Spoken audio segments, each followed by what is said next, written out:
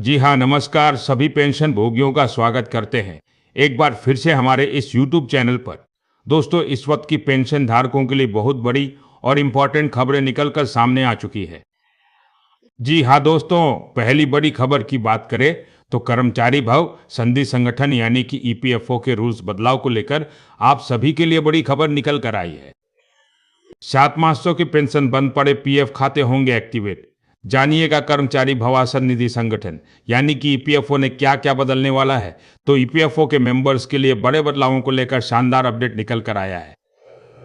तो इसके बारे में भी दोस्तों आज इस वीडियो के अंदर बात की जाएगी और इसी के साथ यहाँ पर हम बात करेंगे ईपीएस मृत्यु पेंशन हैक को लेकर आ चुकी ताजा अपडेट के बारे में। क्या सरकार न्यूनतम पेंशन राशि जो है वह आप सभी के लिए बढ़ाने वाली है? श्रम मंत्रालय ने इसको लेकर आप सभी के लिए स्पष्ट जवाब जो है वो यहाँ पर दे दिया है। तो आखिरकार ईपीएस मृत्यु पेंशन हैक को लेकर कौन सी बड़ी खबर निकल कर आई, किस तरीके से दोस्तों आप सभी के लिए सरकार जो है न्यूनतम पेंशन की राशि बढ़ाने वाली है, लेबर मिनिस्ट्री की ओर से कौन सा जवाब जो है इसको लेकर दे दिया जा चुका है, इसके बारे में भी आज इस वीडियो के अंदर संपूर्ण रूप से जानकारी जो है वह आप सभी को दी जाएगी।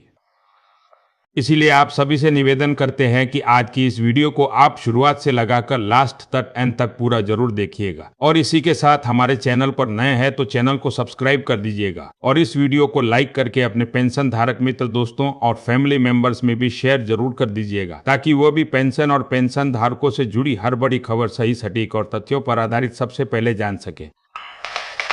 बात करेंगे ईपीएफओ के रूल चेंज को लेकर आई इस अपडेट की।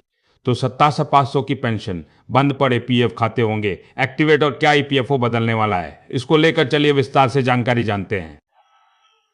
कर्मचारी भविष्य निधि संगठन यानी ईपीएफओ अपने मेंबर्स के लिए बड़े बदलाव जो है वह करने वाला है। इसे लेकर बड़े अपडेट जो है वह हम सभी के लिए सामने आ रही हैं।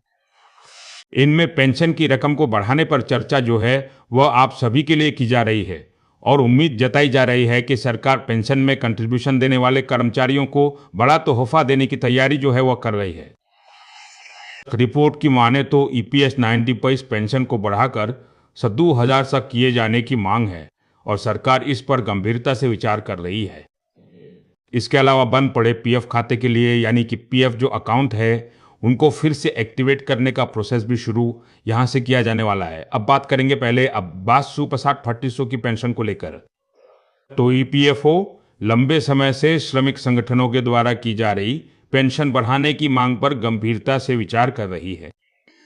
उनकी डिमांड है कि ईपीएस 950 के तहत पेंशन राशि महंगाई के मद्देनजर वर्तमान के यहाँ पर जो है 2,000 से बढ़ाकर 7,400 की जाए, यानी सीधे 7,5 गुना की बढ़ोतरी। इसे यहाँ पर जो है लेकर संसदीय समिति ने भी इसकी सिफारिश की थी। इस मांग को लेकर कई दौर की बैठकें यहाँ पर हम सभी के लिए हो चुकी है और अनुमान जो है वो जताया जा रहा है कि जल्द ही इस पर हम सभी के लिए कोई बड़ा फैसला जो है वो लिया जा सकता है। दूसरा है बंद पड़े पीएफ खाते होंगे एक्टिव। जी हाँ, कर्मचारी भविष्य निधि संगठन यानी कि जो ईपीएफओ है वो एक और बदलाव की ओर कदम जो है वह आगे बढ़ा रहा है। यह चेंज है बंद पड़े पीएफ खातों को फिर से एक्टिवेट करने का। दरअसल नई पहल के तहत इस तरह के निष्क्रिय पीएफ खातों को सक्रिय करने की तैयारी जो है वो की गई है। नया प्लेटफॉर्म्स आधार कार्ड बिस्ट एक्सेस से पुराने खाते जोड़ना आसान बनाएगा।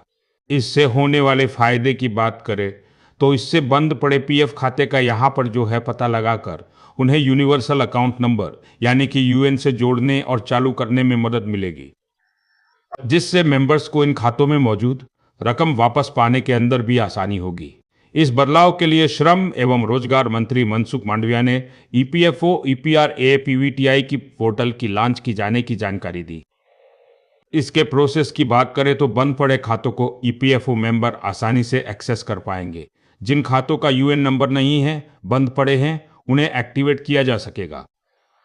इसके बाद प्रोफाइल अपडेट करते हुए उन्हें आसान स्टेप के जरिए यूएन से जोड़कर फिर से चालू किया जा सकेगा। इससे सबसे बड़ा फायदा है कि अपनी ईपीएफ मेंबर आईडी भूल गए सदस्यों को यहां पर होने वाला है। तीसरा है यूपीआई एटीएम से निकलेगा पीएफ का पैसा। जी हां, कर्मचारी भव्य निधि संगठन में होने वाले इन बड़े बदलाव में एक अहम चेंज है यह कि जल्द पीएफ का पैसा एटीएम के जरिए हम सभी जो है वह निकाला जा सकेगा। ईपीएफओ 3 जून रोल आउट की तैयारी लगभग पूरी होने वाली है और इसका संकेत लगातार अपडेट के माध्यम से आ रहे हैं। यहां पर ईपीएफओ पोर्टल के तहत होने वाले टेक्निकल बदलाव जल्द लागू किए जा सकते हैं। मेंबर अपने सेविंग अकाउंट की तरह पीएफ खाते का इस्तेमाल जो है वह कर सकेंगे और एटीएम मशीन के जरिए इसमें जमा रकम को भी निकाल सकेंगे। तमाम रिपोर्ट में यह अनुमान जाहिर किया गया है। मई के अंत तक पीएफ को एटीएम से निकालने की भी सुविधा जो है वह हम सभी को मिल जाएगी। पीएफ निकासी का प्रोसेस आसान बनाने के लिए ईपीएफओ यूपीआई के जरिए पीएफ से पैसे निकालने की सुविधा भी दे सकता है। मेंबर यूएन से लॉगिन करके ओटीपी वेरिफिकेशन को पूरा करेंगे और पीएफ अकाउंट में जमा पैसे को सीधे यूपीआई के जरिए पैसा अपने बैंक अकाउंट में ट्रांसफर भी कर सकेंगे। इसके बाद इसे एटीएम के जरिए आसानी से निकाला जा सकेगा। इसके लिए हालांकि लिमिट तय होगी, यानी कर्मचारी अपना पूरा पीएफ अकाउंट एक साथ नहीं निकाल पाएंगे, बल्कि कुल बैलेंस का 75% हिस्सा ही निकाला जा सकेगा और 75% पैसा खाते में जो है बनाए रखना आप सभी के लिए अनिवार्य होगा। अब अगर आप यूपीआई से विड्रॉल करते हैं तो उसका तरीका क्या होगा? तो मेंबर को ईपीएफओ पोर्टल या पर लॉगिन करेंगे। लॉगिन करने पर कुल बैलेंस या निकासी की लिमिट दिखेगी। जितना अमाउंट निकालना चाहते हैं उसे एंटर करना होगा और इसके बाद यूपीआई आईडी को एंटर करना होगा। वेरिफिकेशन के बाद पैसा सीधा जो है अकाउंट के अंदर आपके लिए ट्रांसफर होगा।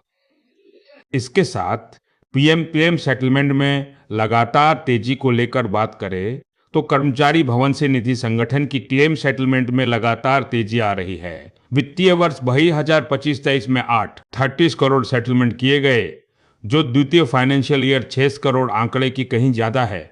खास बात यह है कि ईपीएफओ ने 60 साक्षात एडवांस क्लेम महज 3 दिन में सेटल किए।